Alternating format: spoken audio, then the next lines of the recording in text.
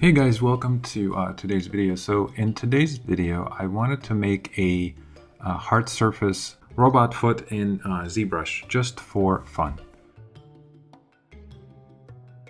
So to get started, what I did was I inserted a plane and then deleted the Z-sphere that you get when you first start zBrush.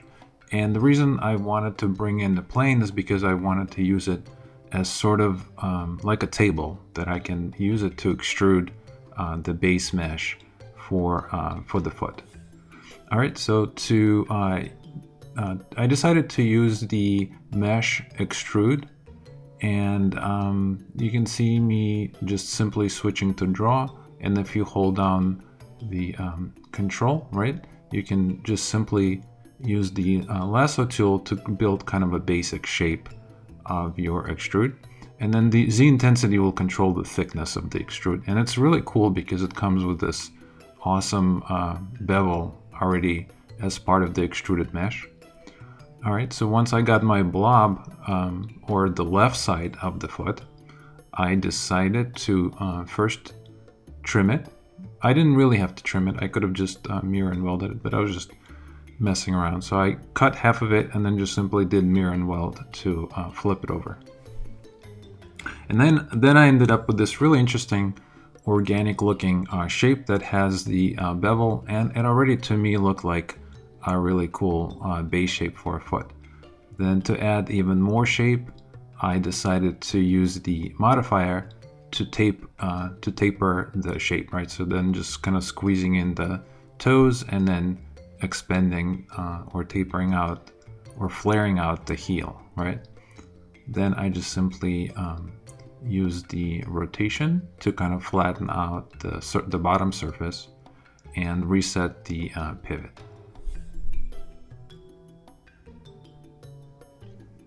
Then I had a really cool idea. I wanted to create kind of an inset look on the shoe. And to get that going, I thought it would be really interesting if I tried to duplicate the mesh and then just simply manually center the pivot and make it smaller. And you can see I have the transparency button on so I can see through the mesh.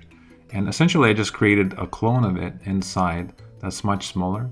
And then I went back to the larger shape, and using the Control Shift, I started cutting out the shape, the top shape, revealing the bottom shape.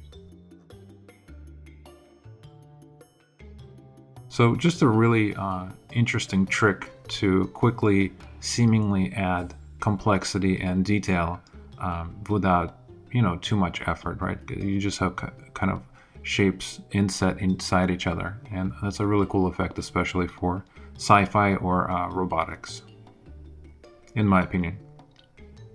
Then what I did is I used the plane layer to initialize a new shape, and in this case is just a cylinder, right? 2 by 2 by 2. And the cylinder, I wanted to use the cylinder as kind of the ankles for the foot or for the shoe of my robot experiment.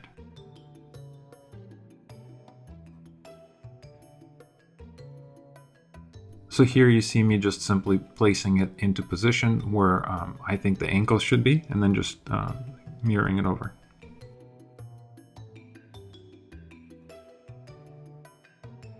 The other thing I wanted to do is I wanted to make sure that the ankles don't kind of fight with the base mesh and make it look like it actually fits well, right? So it doesn't really sit in a strange on a strange angle. So I just simply used the move brush to shimmy over or move over the main shape.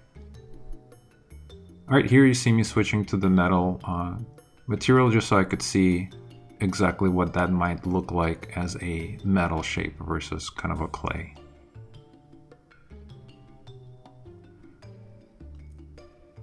Then I just started duplicating the cylinders, and I wanted to create more detail on the inside ankle part and the outside part, right? Essentially, it's going to be almost like a pivoting kind of a mechanism where the leg or the foot can rotate.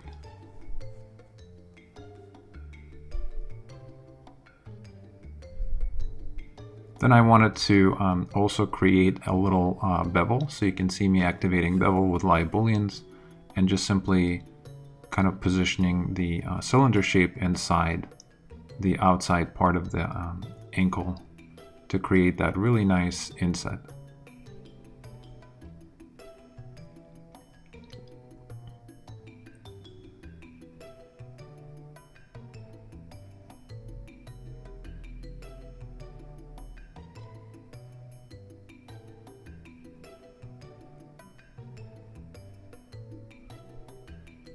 To create the part of the leg that actually pivots, again, I just kept cloning the cylinders and then just using them as different pieces or different elements to build even more shapes, right? So in this case, I needed something smaller, something that would look like it's fitting inside the middle part pieces, right?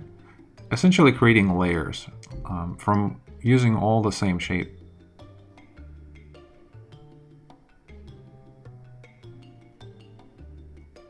And then here you see me making yet another one for something that I can use as a connector or a connection to pull the actual leg from, right? And I just want to make sure that it fits well and is set well into the shoe.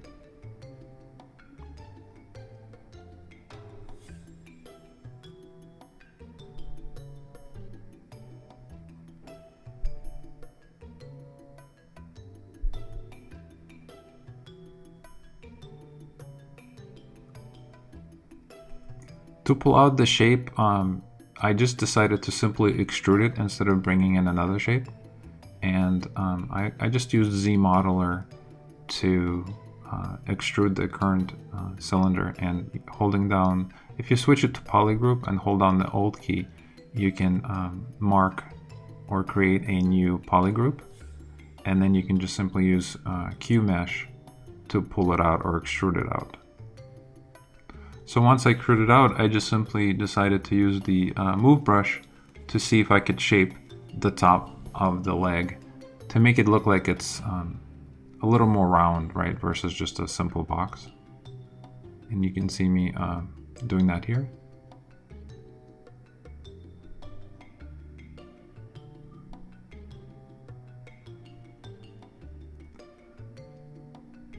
Once I finished shaping the leg, I just simply creased it and then subdivided it a few times to get a really clean looking geometry. And I kept pressing BPR to make sure that I didn't have any kind of wobbly shapes that needed to clean up. I wanted to make sure that I maintain super clean shapes throughout, right? And then here you see me turning on the F3 on the BPR filters under render. And when you do that, that's going to create a really cool effect. And then I just did a simple turntable, and I left that in here just so you guys can see how easy it is to just render out a turntable. All right, thanks for watching this. I hope you learned something new, and I'll see you in the next video.